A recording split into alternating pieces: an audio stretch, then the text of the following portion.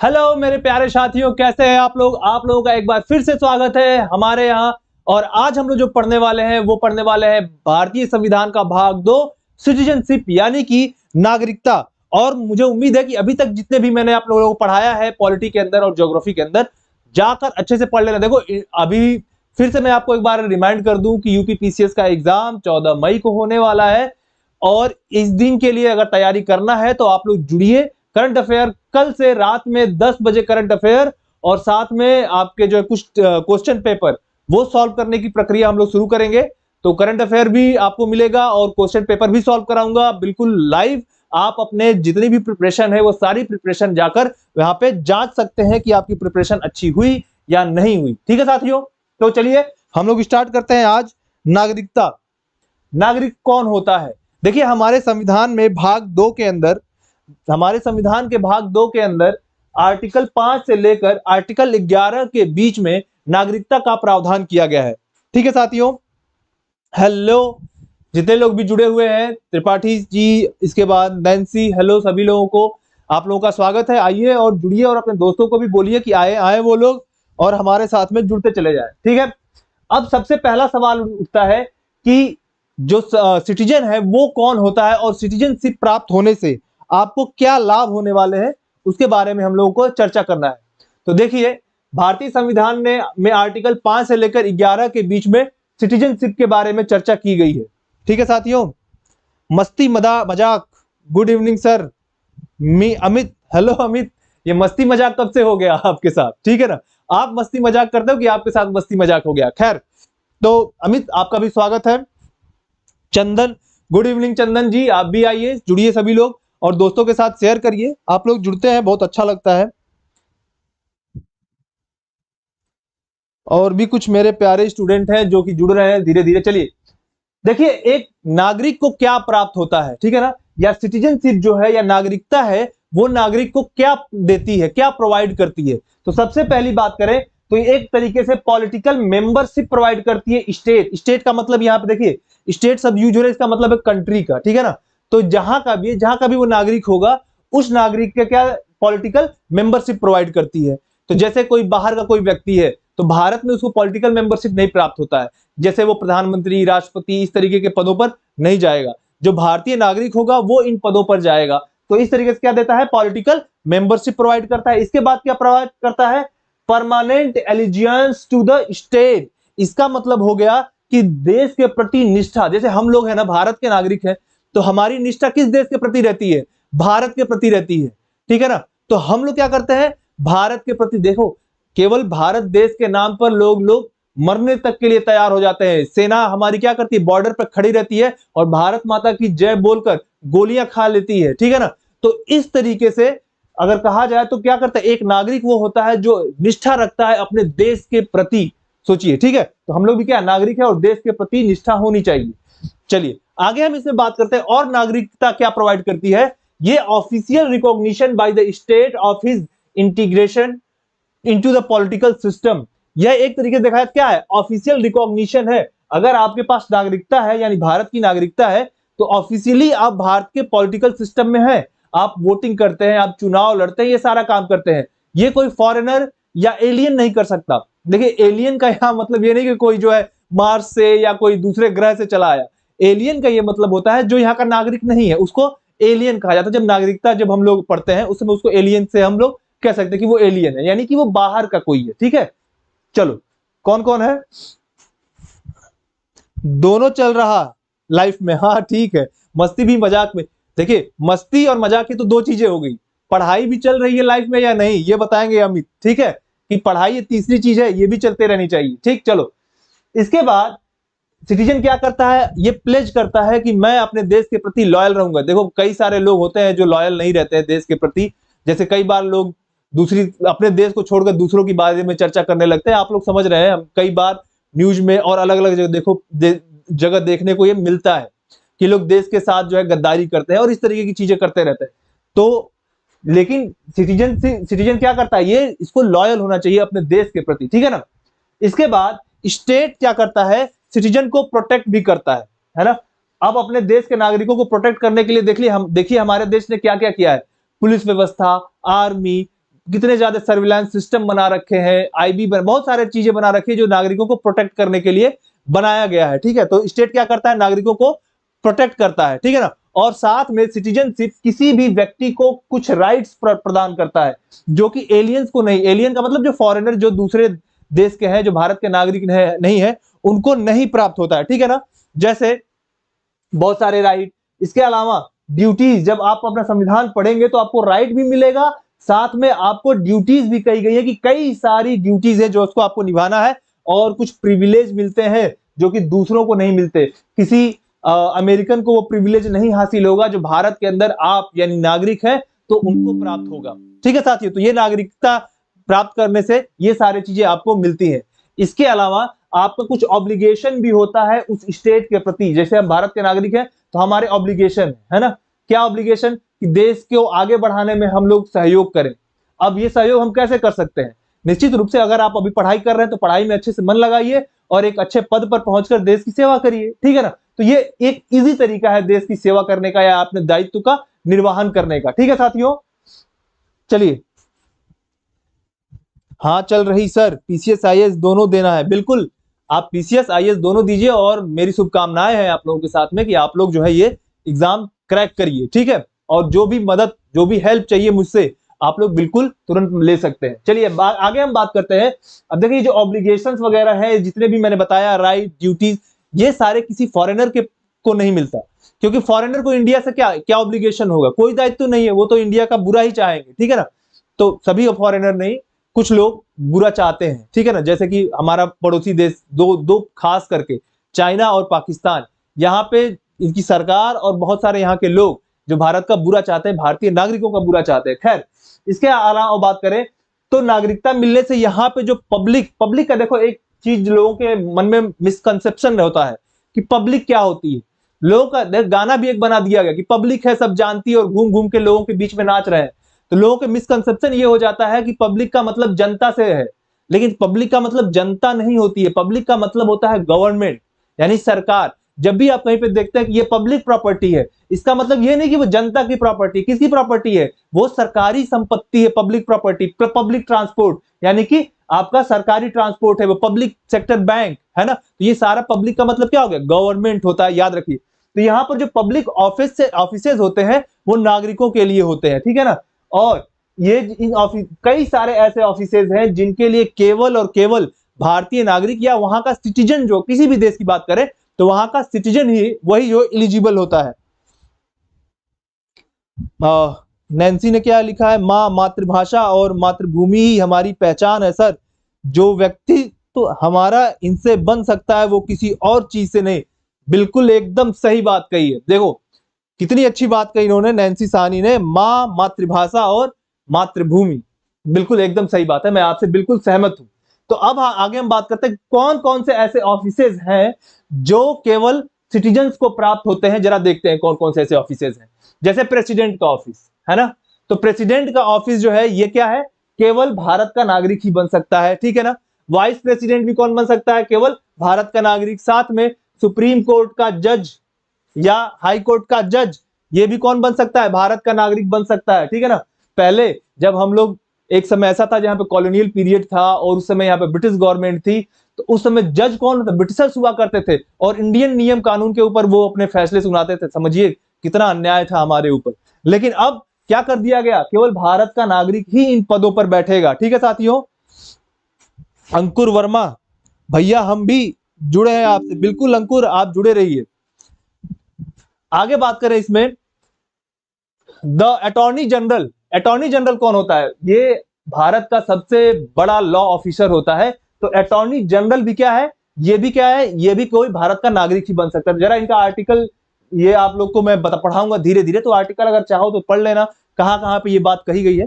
तो बाकी तो मैं आपको बताता रहूंगा। ठीक है ना, एलिजिबिलिटी जब पढ़ता है ना, एलिजिबिलिटी, तो एलिजिबिलिटी में ही साफ साफ लिखा रहता है कि राष्ट्रपति बनने के लिए आपकी एलिजिबिलिटी होनी चाहिए भारत की नागरिक, सुप्रीम कोर्ट का जज बनने के लिए आपको एलिजिबिलिटी भारत का नागरिक, इस तरीके से लिखा रहता है साफ साफ। ठीक साथियों, चलो और कौन कौन से पद हैं, तो गवर्नर ऑफ स्टेट, किसी स्टेट का यानी राज्य का गवर्नर। अब देखो यहाँ जो आर्टिकल लिखा है, इसका मतलब ये नहीं है कि गवर्नर के पोस्ट का या राष्ट्रपति के पोस्ट का आर्टिकल लिखा हुआ है। ये आर्टिकल वो लिखा हुआ है कहां पर ये बात कही गई है, कि वो केवल भारतीय नागरिक ही इस पद पर रख सकता है, यानी एलिजिबिलिटी की बात हो रही है, ठीक है ना। एडवोकेट जनरल जो कि आपके होते हैं, वो भी क्या होंगे, ये भी आपके भारत के नागरिक ही बन सकते हैं, ठीक है ना। इसके अलावा वोटिंग राइट जो प्राप्त होती है, ठीक है ना, लोकसभा के अंदर या फिर कहीं पर भी जो भारत के अंदर जो वोटिंग राइट प्राप्त होती है, वो भी वोटिंग राइट कहां से प्राप्त होती है, यहां पे हम देखो आर्टिकल ये लिखा हुआ है, और ये प्राप्त होती है केवल सिटीजन्स को ही प्राप्त होती है। तो कई बार आप लोग चलो आगे बताऊंगा कि एक होता है ओसीआई कार्ड होता है, तो वो लोग कहते हैं कि ये एक तरीके से देखा जाए तो वो भी भारत के नागरिक की तरह ही उनके साथ व्यवहार होता है, लेकिन कुछ राइट्स उनको भी नहीं प्राप्त होते, जैसे वो राष्ट्रपति और प्रधानमंत्री ये सब बनना, और साथ में यहाँ पे जो दे रखा है वोटिंग राइट, वो भी नहीं। और साथ साथ में ये पार्लियामेंट का मेंबर भी वही बन सकता है जो कि भारत का नागरिक हो। इतनी सारा डिटेल में मैं आपको क्यों पढ़ा रहा हूं, डिटेल में पढ़ाने का ये कारण है कि अगर यहां से अगर क्वेश्चन पूछा जाए घुमाकर कहीं से भी, तो आपको ये आना चाहिए कि कौन कौन सा पद है जो केवल भारतीय नागरिक को ही प्राप्त हो सकते हैं, इंपॉर्टेंट खास करके तो पता होना चाहिए, ठीक। चलो आगे हम बात करें तो स्टेट लेजिस्लेचर यानी विधायक बनना, ठीक है ना। तो अगर आप विधायक बनना चाहते हैं, चाचा हमारे विधायक है, लोग कहते हैं ना विधायक का नाम लेके बहुत डराते हैं। अब देखो एमपी का नाम लेके यानी मेंबर ऑफ पार्लियामेंट का नाम लेकर कम लोग डराते हैं, लेकिन विधायक जी का नाम लेके ज्यादा डराते हैं। कारण क्या है, क्योंकि जो पुलिस होती है ना वो स्टेट के पास होती है ना, और विधायक कहां होता है, वो स्टेट के अंदर ज्यादा उनका प्रभाव रहता है, एमपी का प्रभाव तो सेंट्रल में होता है। तो इस वजह से चलो खैर, ये जो है पद ये भी केवल भारतीय नागरिक को ही प्राप्त होता है, ठीक है ना। अन्या, खुशबू हेलो, श्वेता हेलो, ठीक है, सब लोगों को हेलो, गुड इवनिंग, ठीक। चलिए आगे हम बात करते हैं। नागरिक सभी सार्वजनिक सेवाओं में भर्ती के लिए आपके लिए पात्र होता है, यानी कि जो भी पब्लिक सर्विसेज है, तो आप लोग भी क्या करते हैं, यूनियन पब्लिक सर्विस के लिए प्रिपरेशन कर रहे हैं या फिर स्टेट पब्लिक सर्विस के लिए प्रिपरेशन कर रहे हैं, तो ये प्रिपरेशन इंडियन स्टेट सर्विसेज के लिए या इंडियन पब्लिक सर्विसेज के लिए आप कर पा रहे हैं, तो उसका कारण क्या है, कारण है कि आप भारत के नागरिक हैं तभी कर पा रहे हैं। अगर आप कहीं और बैठे होते पाकिस्तान में और भारतीय सिविल सर्विस दे सकते थे क्या, नहीं दे सकते। तो इसीलिए नागरिकों को कुछ विशेष अधिकार प्राप्त हो रहा है, ठीक है ना, वोट देने का अधिकार, ठीक है ना। इसके अलावा देखो नागरिकता जो थी, पूरा जो संविधान हमारा लागू हुआ था ना, वो संविधान लागू हुआ था 26 जनवरी 1950 को लागू हुआ था, है ना। लेकिन नागरिकता की जो शुरुआत कर दी गई थी वो 26 नवंबर 1949 को ही। 26 नवंबर 1949 को क्या हुआ था, संविधान सभा के अंदर हमारा संविधान पारित कर दिया गया था, और उसी दिन से जो नागरिकता से संबंधित प्रावधान थे वो भी लागू कर दिए गए थे। याद रख लेना, ये क्वेश्चन पूछा गया है और आगे भी पूछा जा सकता है, ठीक है साथियों।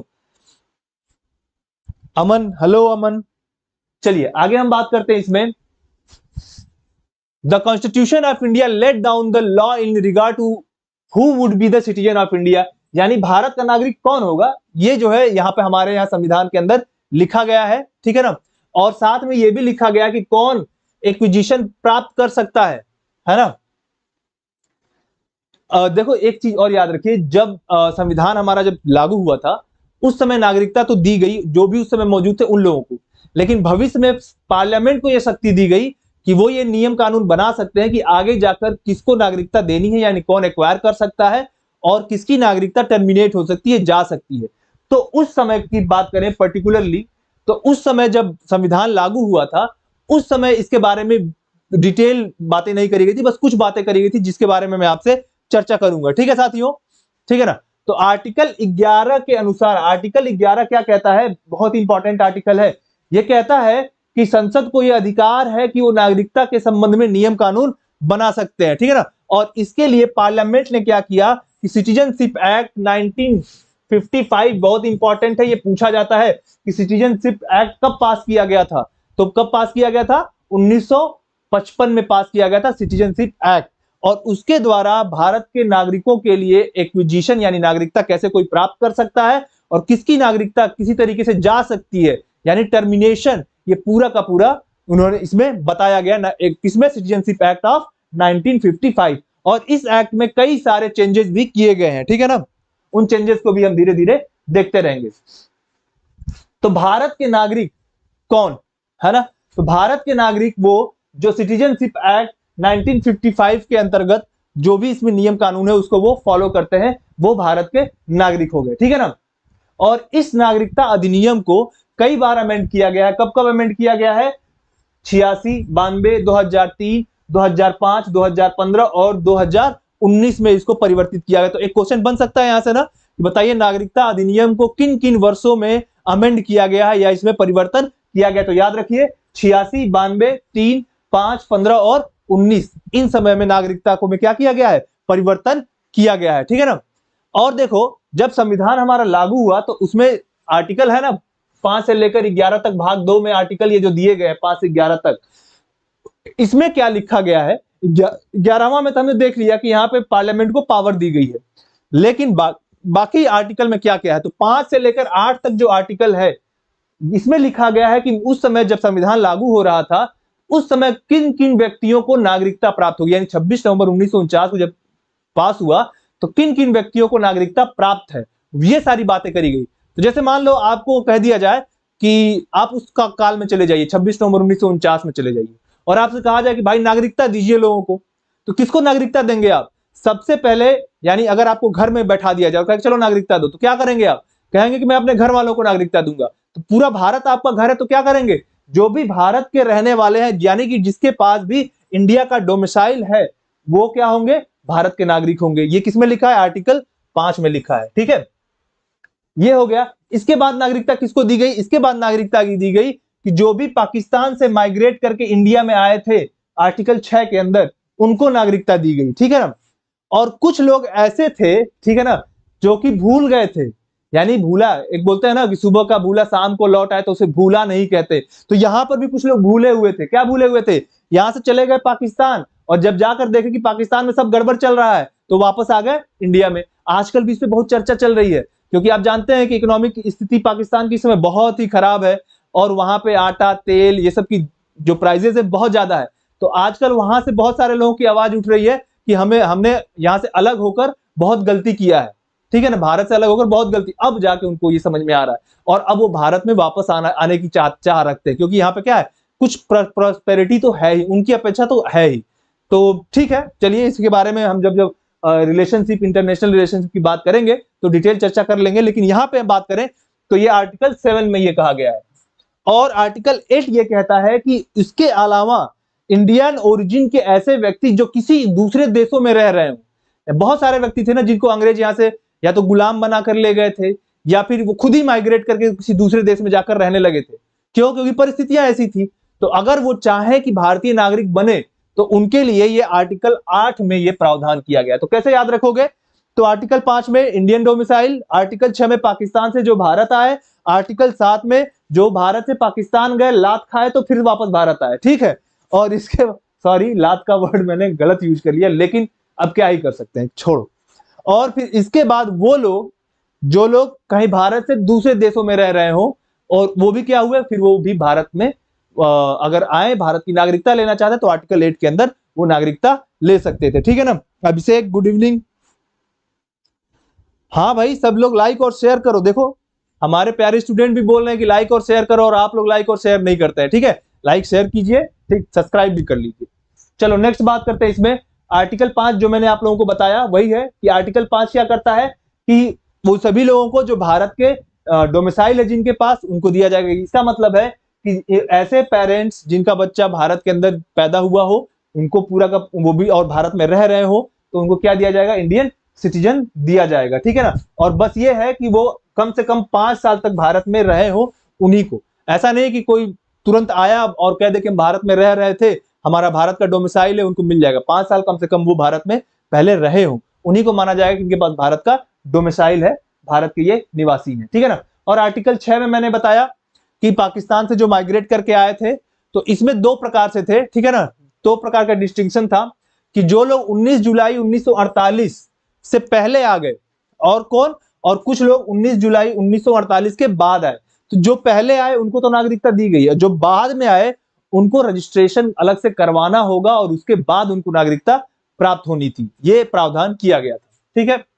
इसके बाद आर्टिकल 7, ठीक है ना, ऐसे लोग जो 1 मार्च 1947 से पहले पाकिस्तान चले गए थे और बाद में फिर वापस पाकिस्तान आए, तो ये एक डेट याद रखना, मार्च 1 1947 के पहले जो पाकिस्तान चले गए थे और फिर भारत वापस आ गए थे, उनको नागरिकता आर्टिकल 7 के अंतर्गत दी गई है। ठीक है ना।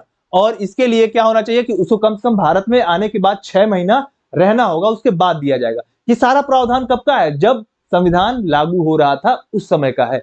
अब तो चीजें बदल गई है, क्योंकि अब एक्ट आ गया है ना, सिटीजनशिप एक्ट 1955 आ चुका है, ठीक। और 8वां आर्टिकल कहता है ऐसे लोग जो कभी भारत के नागरिक थे, उनके पेरेंट भारत के नागरिक थे, और जो लोग, आपका एक एक्ट था 1935 का, उसके अंदर डिफाइंड किया गया हो, वो सारे लोग जो किसी दूसरे देश में रह रहे हो वो भारत के नागरिक बन सकते हैं। ठीक है साथियों, चलो आर्टिकल 9 क्या कहता है कि अगर कोई व्यक्ति वॉलेंटरी जो है सिटीजनशिप एक्वायर करता है किसी दूसरे देश का, हमारे देश के अंदर जो सिटीजनशिप है ना वो सिंगल सिटीजनशिप है, याद रखो। कैसा सिटीजनशिप है? सिंगल सिटीजनशिप है हमारे देश में। और ये जो सिंगल सिटीजनशिप लिया गया ये ब्रिटेन से लिया गया, ये भी याद रख लेना। तो अगर कोई भी व्यक्ति किसी दूसरे देश की नागरिकता ले लेता है, इसका मतलब उसके पास 2 सिटीजनशिप हो गया, तो भारत का जो सिटीजनशिप है अपने आप समाप्त हो जाता है। ठीक है ना? तो अगर किसी दूसरे देश का सिटीजनशिप एक्वायर करेंगे तो क्या होगा? इंडिया का सिटीजनशिप उनका छिन जाएगा, समाप्त हो जाएगा। ठीक है ना? चलो आगे हम बात करते हैं आर्टिकल 10। आर्टिकल 10 कहता है कि यह प्रावधान ये कहता है कि किसी भी जो भी भारत का नागरिक है वो भारत का नागरिक माना जाएगा, उसको इसी तरीके से कोई नागरिकता से हटा नहीं सकता। लेकिन हाँ, अगर संसद द्वारा जो बनाया गया कानून है उसके द्वारा ही हटाया जा सकता है। अब कल को अगर कोई मोदी जी या अमित शाह चाहे कि आपकी नागरिकता हटा दें ऐसे ही, तो आपका नागरिकता नहीं हटा सकते जब तक कि जो संसद में नियम और कानून जो बने हुए हैं उनके हिसाब से वो काम करे, किसी के विल और फैंसीज पे नहीं होगा। ठीक है ना? अमित शाह और मोदी जी का नाम इसलिए है क्योंकि गृह मंत्री और प्रधानमंत्री वही है। कोई भी व्यक्ति गृह मंत्री, प्रधानमंत्री के पद तक भी हो, वो भी आपकी नागरिकता नहीं छीन सकता जब तक कि वो आपके जो संसद में बने कानून है उनके अंतर्गत वो ये काम कर पाएगा केवल। ठीक है साथियों, चलो आगे हम इसमें बात करते हैं। आर्टिकल 11 ऑलरेडी मैंने बता दिया कि संसद को अधिकार है केवल कि वो नागरिकता के संबंध में नियम कानून बनाया जाए। एक क्वेश्चन पूछा जा सकता है कि नागरिकता पर नियम कानून कौन बनाएगा? तो राज्य सरकार, पहला ही ऑप्शन। तो राज्य सरकार नहीं बनाएगी। प्रधानमंत्री भी नहीं बनाएंगे। राष्ट्रपति भी नहीं बनाएंगे। कौन बनाएगा? पार्लियामेंट के द्वारा बनाया जाएगा। इस तरीके से क्वेश्चन पूछे जाते हैं और भ्रमित करने का प्रयास किया जाता है। ठीक है साथियों, चलो अब सिटीजनशिप कैसे एक्वायर किया जा सकता है? सिटीजनशिप एक्वायर करने का कुछ तरीका है ना? कितने तरीके हैं एक्वायर करने का, मतलब प्राप्त करना। तो 5 तरीके से सिटीजनशिप प्राप्त किया जा सकता है। कितने तरीके? नागरिकता प्राप्त करने के कितने तरीके हैं? 5 तरीके हैं। पहला क्या? बाय बर्थ, यानी कि जन्म से ही आपको नागरिकता प्राप्त हो। दूसरा क्या है? बाय डिसेंट, यानी कि वंश के द्वारा। कैसे हो? जन्म के द्वारा प्राप्त हो, वंश के द्वारा प्राप्त हो। या बाय रजिस्ट्रेशन, यानी कि पंजीकरण द्वारा प्राप्त हो। बाय नेचुरलाइजेशन, यानी कि ये आपका देशीकरण होगा। ठीक है ना? तो देशीकरण के द्वारा प्राप्त हो। या फिर बाय इनकॉर्पोरेटिंग ए टेरिटरी, या एक क्षेत्र को अगर देश में शामिल किया जाए तो वो भी नागरिकता प्राप्त कर लेंगे, है ना? तो इस तरीके से देखा जाए तो 5 ऐसे तरीके हैं जिससे भारत की नागरिकता प्राप्त की जा सकती है। अब कौन कौन से तरीके फिर से देख लो। By birth, by descent, by registration, by naturalisation, by incorporation of territory, यानी कि जन्म से, वंश से, पंजीकरण द्वारा, देशीकरण द्वारा और किसी क्षेत्र को देश में शामिल करके। अब ये नागरिकता प्राप्त करने के 5 तरीके हैं। नागरिकता समाप्त होने के कौन कौन से तरीके हैं? तो देखो, नागरिकता जो 3 तरीके से समाप्त हो सकती है। कौन कौन सा तरीका है? रिनाउंसिएशन, यानी खुद ही कोई व्यक्ति अपनी नागरिकता त्याग दे तो क्या हो जाएगा? उसकी नागरिकता समाप्त हो जाएगी। ठीक है साथियों, अमन सिंह, नाइस एक्सप्लेन्ड। हाँ भैया, नाइस एक्सप्लेन तो है, आपको समझ में आ रही है, ये बहुत बड़ी बात है। ठीक है, देखिए ये जितना भी पॉलिटी है ना, पॉलिटी पढ़ने के लिए आपको एक चीज याद रखना चाहिए हमेशा कि इसमें माइन्यूट डिफरेंसेस कई बार टर्म्स में होते हैं, और टर्म्स के जो डिफरेंसेस हैं वो समझ गए तो पॉलिटी इजीली समझ लेंगे।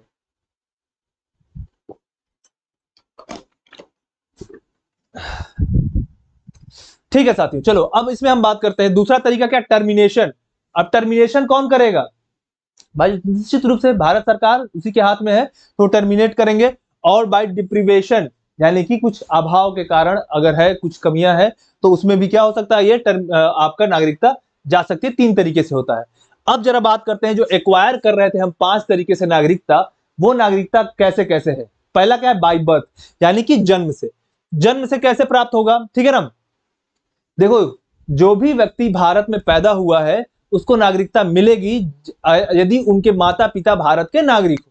तो ये क्या हो गया? जन्म से नागरिकता प्राप्त होगी। भारत के नागरिक है, उनके माता पिता भारत में रह रहे हैं, तो यहाँ पे उनका जन्म हुआ है तो क्या होगा, उनको भारत की नागरिकता प्राप्त हो जाएगी। लेकिन ऐसा ये प्रावधान पूरा पूरा इनको चेंजेस किए गए, कब कब 1986 में किया गया है, ठीक है ना। और देखो अब इसमें क्या, इसमें मौजूदा समय में क्या प्रावधान है वो मैं बताता हूं। मौजूदा समय में है कि माता या पिता में से कोई भी एक व्यक्ति भारत का नागरिक हो, है ना, और दूसरा व्यक्ति इलीगल माइग्रेंट ना हो। समझो इलीगल माइग्रेंट क्या होता है भाई, देखो माइग्रेंट बहुत सारे होते हैं ना, बहुत सारे लोग भारत के अंदर आते हैं तो उनके पास कुछ डॉक्यूमेंट होते हैं, वीजा होता है या किसी काम से आए हैं कंपनी के, तो वो भी ये सब लेकर आएंगे। लेकिन कुछ लोग इलीगल तरीके से घुस आते हैं, जैसे कई बार आप लोगों ने सुना कि इलीगल तरीके से बांग्लादेशी बहुत सारे भारत के अंदर घुस गया आए हैं, उनको डिपोर्ट करने की बात हो रही है, तो वो क्या हो गया, इलीगल, यानी उनके पास कोई डॉक्यूमेंटेशन नहीं है, वो अगर आए हैं तो यानी कि वो इलीगल माइग्रेंट। तो कोई माता या पिता में से क्या होना चाहिए, वो भारत का नागरिक होना चाहिए, और दूसरा इलीगल माइग्रेंट नहीं होना चाहिए। अगर इलीगल माइग्रेंट है तो नागरिकता नहीं मिलेगी, ठीक है, लीगल तरीके से आया तो नागरिकता मिलेगी। तो ऐसा जो बच्चा पैदा होगा दोनों से, उसको जन्म से ही क्या मिलेगा, नागरिकता। यहां माता या पिता दोनों शब्द यूज हुआ है, यानी ठीक है ना, तो ये आपका बाय बर्थ है, ठीक है। चलो आगे हम बात करें बाय डिसेंड, यानी कि वंश के द्वारा नागरिकता। तो अगर कोई भारतीय नागरिक है और विदेश में रह रहा है, वो स्टिल भारतीय नागरिक है और उसका बच्चा विदेश में पैदा होता है, तो क्या होगा, उसको भी नागरिकता प्राप्त होगी। और उसको जैसे वो पैदा होगा तो 1 साल के अंदर इंडियन कॉन्सुलेट में या एम्बेसी में जाकर उसको रजिस्ट्रेशन कराना हो कि हाँ हमारा बच्चा पैदा हुआ, इंडिया की नागरिकता दी जाएगी। अगर ऐसा ना हो तो फिर उसको जब बच्चा एडल्ट हो जाएगा 18 साल से ऊपर, तब वो नागरिकता के लिए अप्लाई कर सकता है। तो ये क्या है, बाय डिसेंड है, ठीक है ना। इसके बाद बात करें बाय रजिस्ट्रेशन, ठीक है ना। तो ऐसे लोग जो इंडियन ओरिजिन हो, यानी पहले कभी भारत में रहे हो, ठीक है, और अब वो भारत के नागरिक नहीं है, लेकिन अगर वो अप्लाई करना चाहे तो अगर भारत में 5 साल तक रहते हैं तो वो रजिस्ट्रेशन के द्वारा इसे प्राप्त कर सकते हैं, ठीक है ना। और इसके अलावा अगर कोई भारतीय सिटीजन से शादी करता है, जैसे कि सोनिया गांधी ने क्या किया था, एक भारतीय नागरिक से शादी किया था, तो उनको भी नागरिकता कैसे मिली थी, बाय रजिस्ट्रेशन। यानी भारतीय नागरिक से कोई व्यक्ति शादी करता है तो वो भारतीय नागरिकता कब प्राप्त कर सकता है, 5 साल तक अगर वो भारत में रह रहा हो लगातार, तब वो भारत की नागरिकता प्राप्त कर सकता है, ठीक है ना। और माइनर चिल्ड्रेन जो भी हो उसका, वो भी प्राप्त कर सकता है बाय रजिस्ट्रेशन, अगर कोई भारतीय नागरिक है बाहर वहां तो कर सकता है, ठीक है ना। नेक्स्ट हम बात करते हैं इसमें बाय नेचुरलाइजेशन, यानी कि देशीकरण के द्वारा ये कैसे होता है, ठीक है ना। तो एक विदेशी व्यक्ति नेचुरलाइजेशन से भारत की नागरिकता प्राप्त करेगा, लेकिन उसको उसके पहले जो उसकी पिछली नागरिकता है उसको रिनाउंस करना पड़ेगा। यानी इसके पहले मान लो कोई कनाडा का व्यक्ति है और भारत की नागरिकता लेना चाहता है, तो पहले कनाडा की नागरिकता छोड़ेगा, इसके बाद वो भारत की नागरिकता प्राप्त करेगा। वो गुड कैरेक्टर का होना चाहिए। और 8वें शेड्यूल के अंदर हमारे यहाँ जो 8वीं अनुसूची है उसमें भाषाएं दी गई है, 22 भाषाएं, उनमें से किसी एक भाषा का वो जानकार भी हो, उसको नॉलेज हो, भारतीय परंपरा का नॉलेज हो, ठीक है ना, यहाँ का ट्रेडिशन का, तो उसे देशीकरण के द्वारा नागरिकता दी जा सकती है, ठीक है ना। लेकिन एक चीज इसमें यह भी याद रखो कि अगर कोई ऐसा देश है जहां पर भारतीय नागरिकता नहीं दी जाती हो, भारतीय लोगों को नागरिकता उस देश की नहीं दी जा सकती, तो ऐसे देश के लोगों को देशीकरण द्वारा नागरिकता नहीं प्राप्त हो सकता है, ठीक है ना। चलो नेक्स्ट है बाय इनकॉर्पोरेशन ऑफ टेरिटरी, यानी कि किसी क्षेत्र का अधिग्रहण करके। ये कैसे प्राप्त कर सकते हैं, तो देखो जैसे हमने सिक्किम को देश के अंदर शामिल किया, हमने पुडुचेरी को देश के अंदर शामिल किया, हमने गोवा को देश के अंदर शामिल किया, तो इन क्षेत्रों में जो लोग रहने वाले थे इनको एक नोटिफिकेशन के द्वारा सिंपली क्या कहा गया कि यहाँ पे जो लोग भी रहते हैं उनको भारत की नागरिकता दी जाएगी। तो सभी लोगों को क्या कर दिया गया, भारत की नागरिकता। तो ये जो बाय इनकॉर्पोरेशन ऑफ टेरिटरी है, भूमि अधिग्रहण जो किया गया, इसके द्वारा सबको नागरिकता प्राप्त हो गई। अब ये जो है रिनाउंसिएशन या नागरिकता कैसे समाप्त हो जाएगी, कैसे कोई नागरिकता छोड़ सकता है। तो रिनाउंसिएशन यानी सिंपली जाकर ये अप्लाई कर दे कि हम भारत की नागरिकता छोड़ना चाहते हैं, या फिर दूसरा क्या कर सकता है, किसी दूसरे देश की नागरिकता ले ले तो भी हो जाएगा, ठीक है ना। तो ये नागरिकता समाप्त होने का तरीका है, ठीक है ना। तो ये अगर ये बाय टर्मिनेशन जिसको कहते हैं कि अगर दूसरे देश की नागरिकता ली है तो टर्मिनेशन के द्वारा हो जाएगा, ठीक है ना। इसके बाद डिप्रीवेशन कई सारे कंडीशन में होता है, जैसे किसी ने फ्रॉड करके सिटीजनशिप ले लिया, या कोई कॉन्स्टिट्यूशन और देश के प्रति डिसलॉयल्टी दिखा रहा है तो उसकी नागरिकता जा सकती है, या कोई एनिमी के साथ मिल गया युद्ध के समय, उसके साथ मिलकर उसको खबर दे रहा है कि भारत के अंदर क्या, यहाँ की सेना कहाँ जा रही, कुछ इस तरीके का, तो उसकी भी नागरिकता जा सकती है, ठीक है ना। और इसके अलावा the Indian ordinary reside out of India 7 year without ये कम्युनिकेशन, यदि कोई व्यक्ति भारत से 7 साल लगातार बाहर रहता है और कोई कम्युनिकेशन नहीं, कोई जानकारी नहीं देता है, तो उसकी भी नागरिकता जा सकती है। किसे? बाय डेप्रीवेशन के द्वारा उसकी नागरिकता जा सकती है, ठीक है साथियों। चलो अब इसमें कुछ और बातें हैं जो नागरिकता के संबंध में पूछी जाती है, ठीक है ना। तो भारतीय संविधान में डुअल जो सिटीजनशिप है वो नहीं पाई जा सकती है, ठीक।